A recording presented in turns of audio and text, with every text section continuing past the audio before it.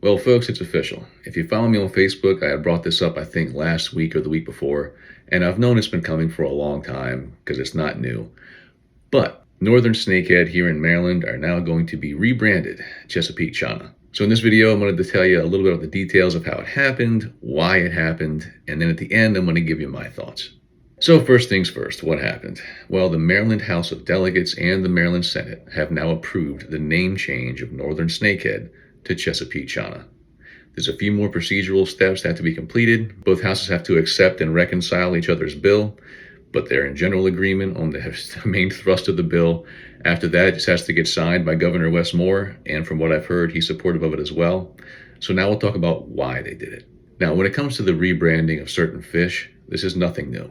We've been renaming different fish species and probably other species, I haven't looked into that, for a long time to make them more palatable to the general public. Examples would include things like the Patagonia toothfish. Probably don't think you ever eaten that in your life, but if you've had Chilean sea bass, you definitely have because they're one and the same. Same thing goes for dolphin fish. Now, if you're in the fishing community, you might know exactly what a dolphin fish is.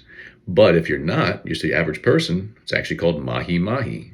And they rebranded it because they were like, well, people are going to be apprehensive about eating the dolphin fish. So they called it mahi mahi. And there's a bunch of other different examples out there. Like I said, this is nothing new. It all comes down to marketing and trying to get Northern Snakehead on as many menus in the country as possible. So with all that being said, here's my take on it. I'm still going to call them Northern Snakehead. You know, in general conversation, I might use the name just to relate to people who don't know the other name. But I knew it was coming. I'm not all that bent out of shape about it. It is what it is. For me, it really comes down to this.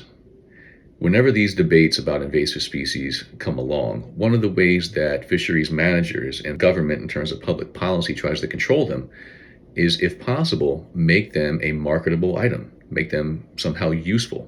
And you're going to get that to some degree anyway. And people are always going to find ways to make money off any changes in the environment or changes in their lives. Not necessarily anything wrong with that, depending on how you operate, but it is what it is. How do I feel about it? If you watched me for a while, I think you know.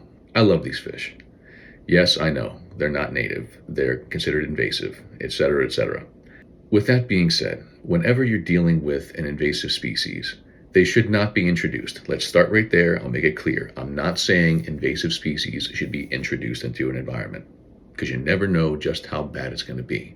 With that being said, is the peer-reviewed, published scientific literature indicative of snakehead having some outsized, cataclysmic, detrimental impact on our ecosystem?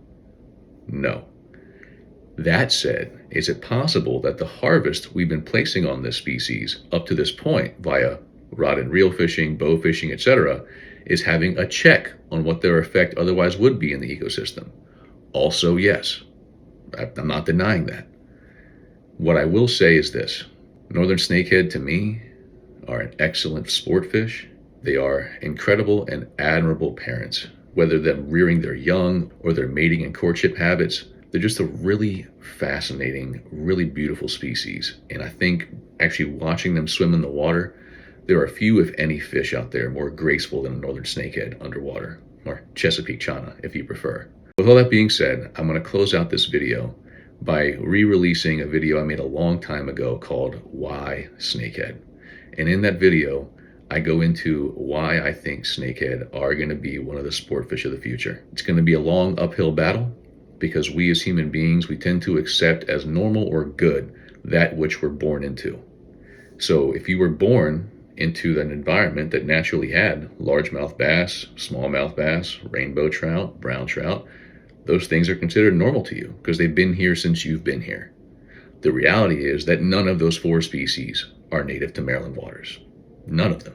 But people don't think about that. They aren't even really aware of that because we're not taught it. We're born into this environment. These fish are already here. Oh, that's, normal. It's a rainbow trout. It's a brown trout. It will take time. But those kids who are growing up now and hitting the water, who are growing up alongside snakehead, I have faith that in the future, and as more people experience how much fun they are to stalk and catch, and yes, the fact that they're probably the best table fare in fresh water, eventually they're going to become a cherished resource instead of a maligned and feared invasive species. With all that being said, let's go ahead and roll that video of why snakehead and why I love them. If you enjoyed this video, folks, make sure you like, share, and subscribe. And have a good one.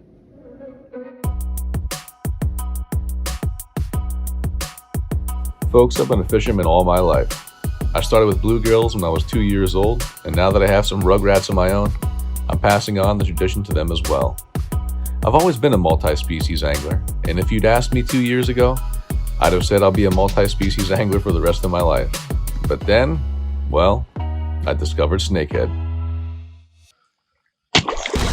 Yes! The head, folks.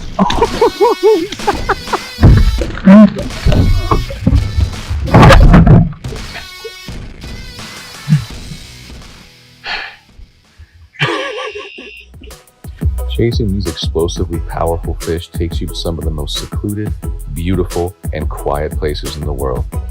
And stalking them, coaxing them, waiting for that trademark snakehead pop is simply magical. There you are. Push on. There she is.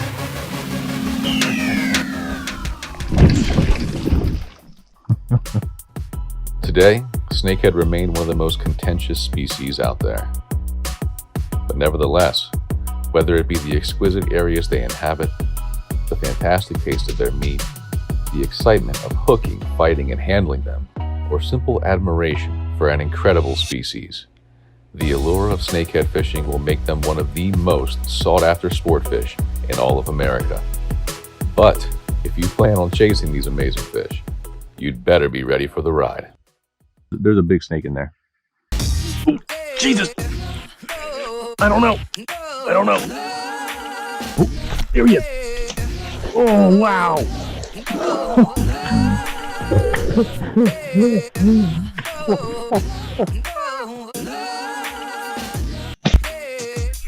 There she is. Fish on. Big one.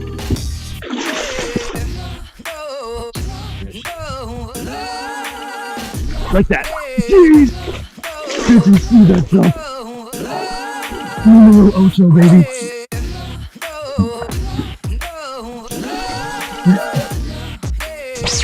Yes!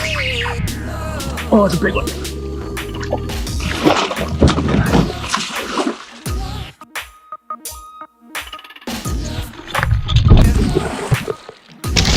Jesus Christ!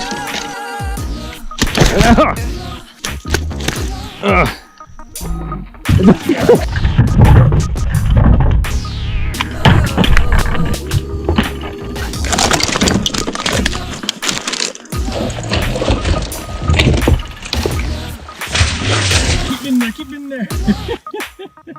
Oh, I got a big one, folks, but she's hung up. She's hung up bad. Whew. Oh, wow. That's fish of the day so far. Come on, Goliath. Yes! Oh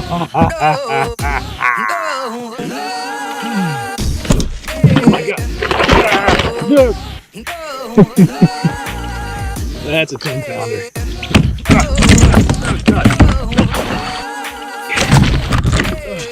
Folks, there's some fish you don't care about laying across your lap, you don't care about the slime, you don't care about none of that. And that is such a fish.